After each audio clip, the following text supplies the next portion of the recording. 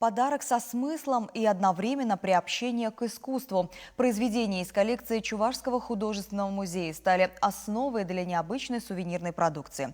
Ее разработали в Чувашском книжном издательстве. Репродукции произведений признанных мастеров живописи и декоративно-прикладного искусства стали достойным обрамлением для подарочных книг. К такому решению, по словам директора издательства Светланы Каликовой, подтолкнуло желание создать нестандартную сувенирную продукцию, которую можно было бы презентовать гостям республики. Вот эта работа Тирюкаловой «Гобелен Чуваши», она хранится в художественном музее.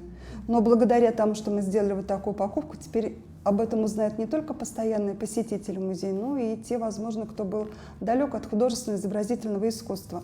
Внутри этой коробки, а мы здесь указали, чья это работа, где она хранится, мы положили книгу, конечно же, об узорах, символах и цветах, которые используются в вышивке чувашских мастериц.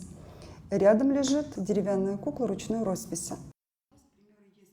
Таких комплектов разработано 4, и у каждого свое смысловое наполнение. О философии и менталитете чувашского народа расскажет книга афористической поэзии «100 строф». Обрамлением для нее послужила картина Юрия Зайцева «Матери». Под репродукцией работы Анатолия Митова «Жених и невеста с желтым конем». Скрывается поэма «Нарспи» на чувашском, русском, английском языках и кукла ручной росписи.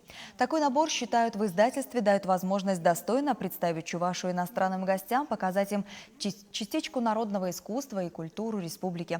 И уже завоевал популярность комплект, посвященный чувашской кухне. Для него в качестве иллюстрации была выбрана картина Митова «Ужин в саду».